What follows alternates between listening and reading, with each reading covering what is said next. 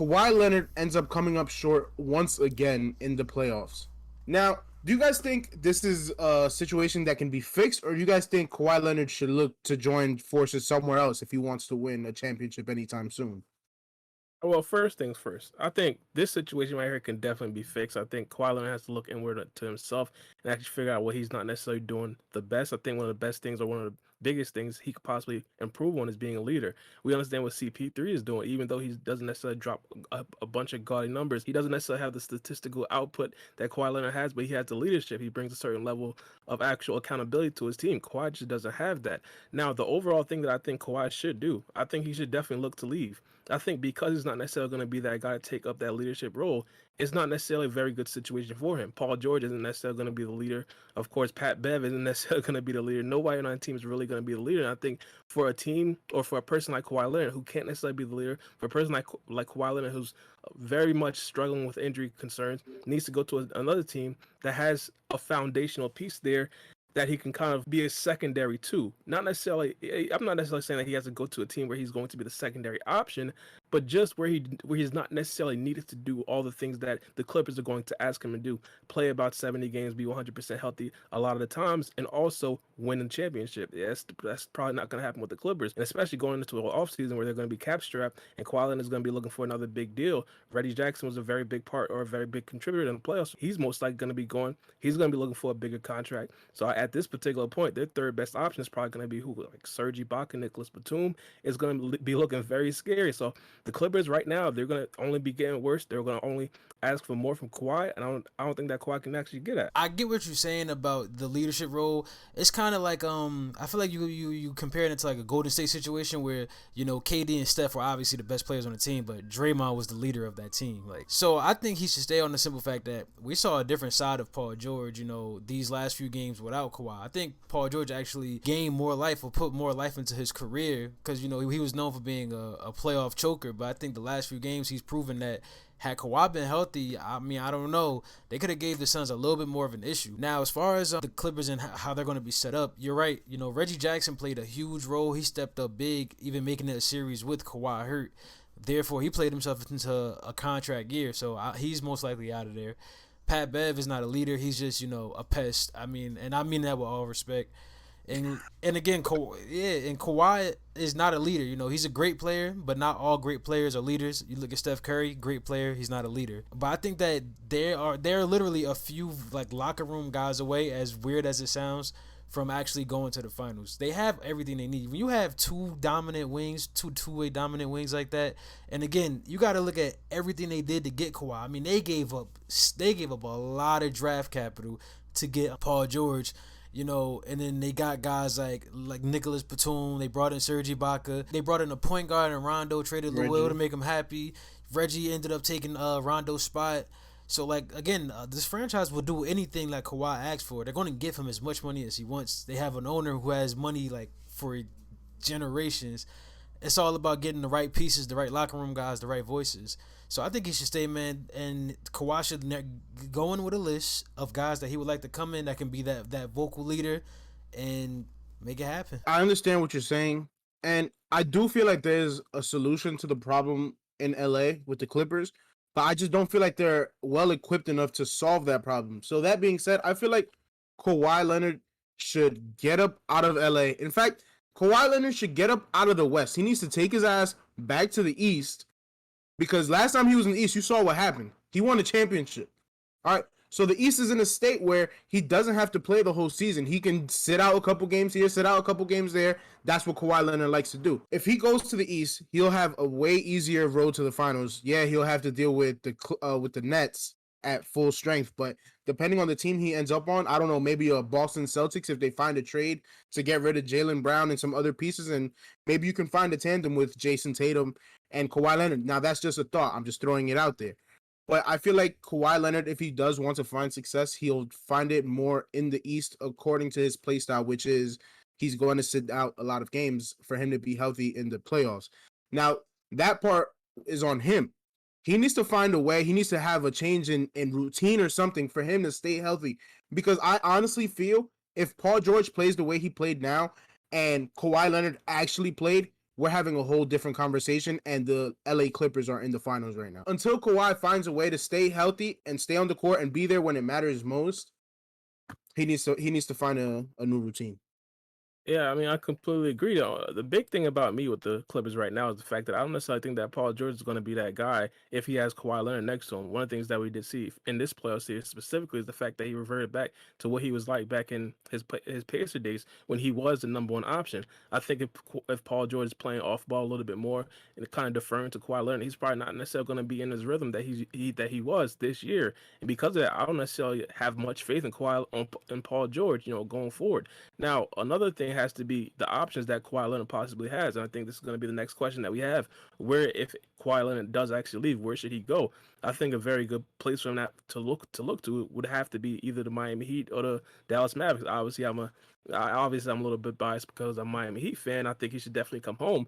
But think about it. If he wants to go to the Mavericks, he's not necessarily going to be the number one guy. All the weight isn't necessarily going to be on him. He could literally miss a couple games or miss a lot of games and just have Luka Doncic ride the ship. Like literally, Luka Doncic almost beat the Clippers while Kawhi Leonard was on the Clippers. I think a team with Luka Doncic and Kawhi Leonard being one of the main defensive options on the people that of course Luka Doncic isn't necessarily going to guard, and also having that other 30-point score on his team, guaranteed 30-point score, because unlike Paul George, Luka Doncic is 100% certified in the playoffs. That right there could definitely lighten the load on Kawhi Leonard. I think that right there would definitely be a lot beneficial to him. And not only that, because Kawhi Leonard is a kind of quieter guy, Dallas Mavericks is like kind of out of the spotlight. It's not necessarily that big, not necessarily that big of a basketball city like Los Angeles, and also all the questions are going to be directed to Luka Doncic. He is the face of that team. I think that Kawhi Leonard, understandably, isn't necessarily the leader. Luka Doncic can be that. My question to you is like, how do you make that work, or what are you looking for? Because obviously with Kawhi and Luka, it's a great tandem, but it's kind of like the same as Kawhi and PG, except Luka is more of a point guard. He can make everyone around him better. So what would you do to make that work? My opinions on the Kristaps Porzingis situation, I think he got a little bit of a bad rep, or a little bit worse rep than he should have actually deserved. In my personal opinion, I think there was multiple shots that Kristaps Porzingis should have made, but also there was a lot of times that he should have gotten the ball and just didn't actually get the ball. Luka Doncic, to your point, is a very ball-dominant player. Kawhi Leonard fit into a system like that probably would be a little bit concerning.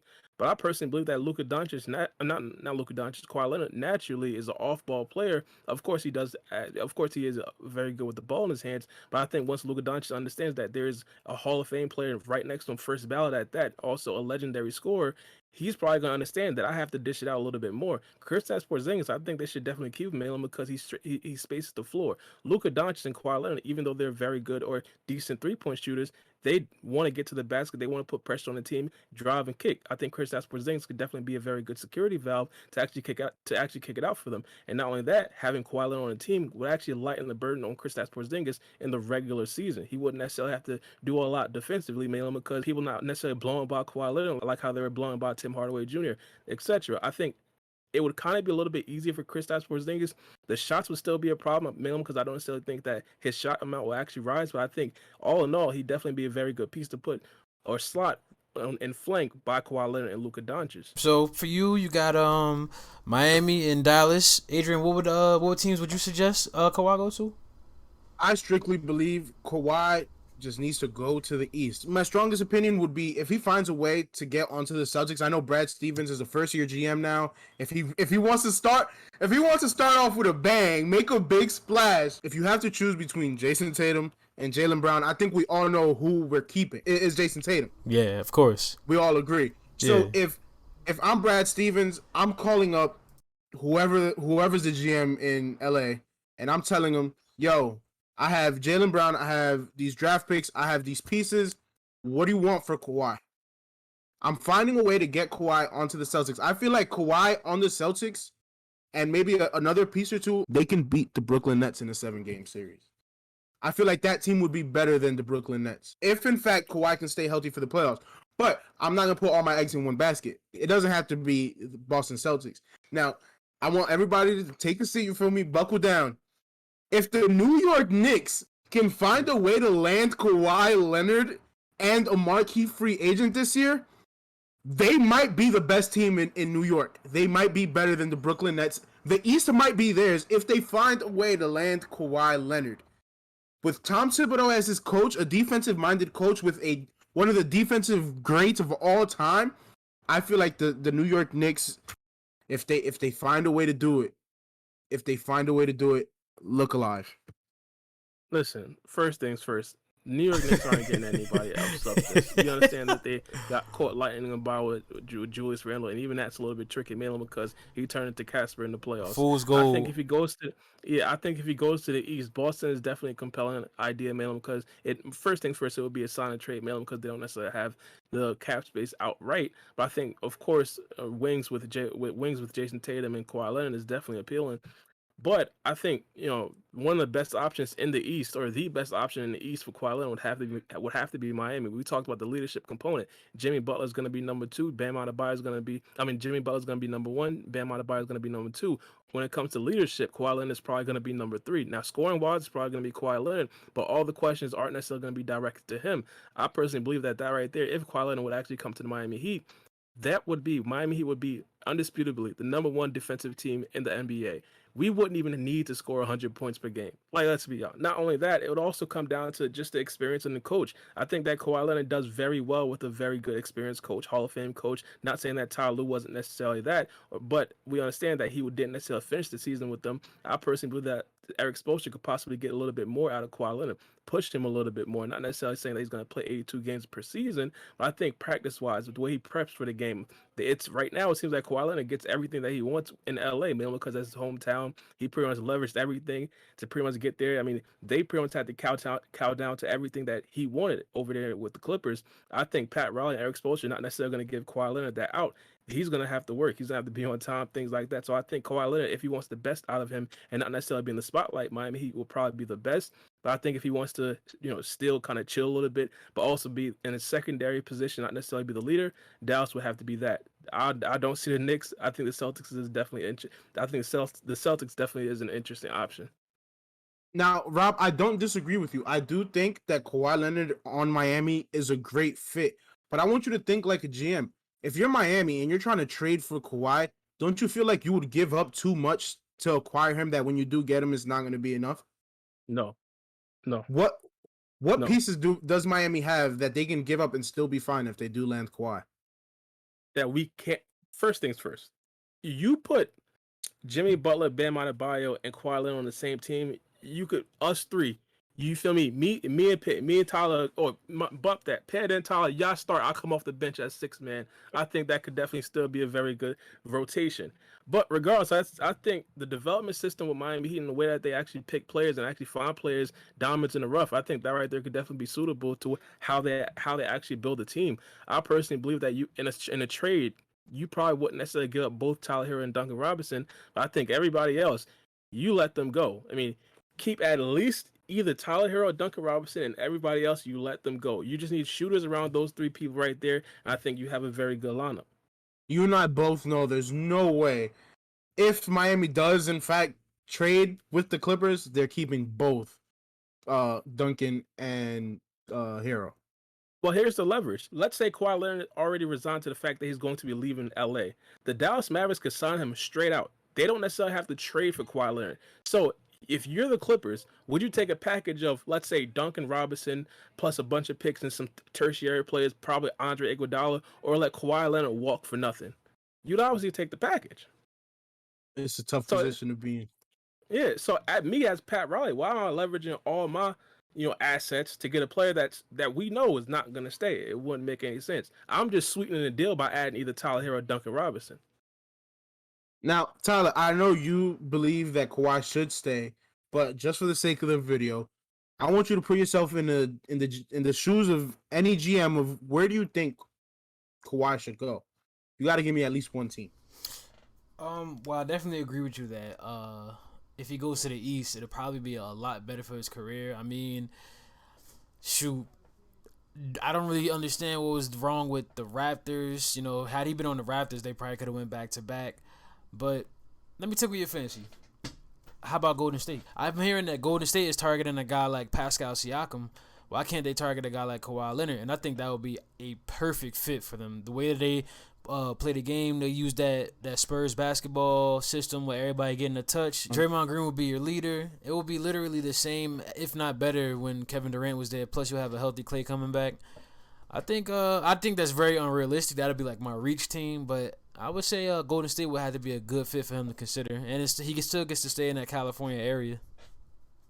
On paper, that sounds scary. A couple of things. I got a couple of problems with that. One of the first things being is the fact that the Golden State Warriors, they haven't necessarily shown any willingness to actually trade for anybody, which is very disappointing to me. I think that the Golden State Warriors, for the past 2 years, has had arguably the most assets in the NBA. They had this upcoming year, they had the Timberwolves draft pick. Last year, they had the number 1 pick in the draft. They also have 2 solid wings. Of course, they're not necessarily world breakers, but of course, wings that have trade value in Andrew Wiggins and Kelly Oubre. Again, not necessarily saying that they're world breakers, but of course, if you package a bunch of picks and a bunch of first rounders, especially those 2 that you had in a very high lottery, the Timberwolves pick plus their number 1 overall pick, they could have easily gotten multiple stars in the NBA. I thought last year they should have actually pursued James Harden. That didn't come through to fruition. I thought even before Ben Simmons collapsed, they should have possibly pursued Ben Simmons. Turns out that right there doesn't necessarily seem like it would be the best deal. But even before that, there's a bunch of premier talents that I thought they should have went after, but they just did not. So me thinking Kawhi Leonard will probably be free, I don't think that the Golden State Warriors would actually go for it, even though I personally believe that right there would probably be one of the best fits. I don't know why they're not necessarily going after him, but I would 100%. I definitely want you guys down in the comments below. Let us know where you guys think he should go, if he should go anywhere.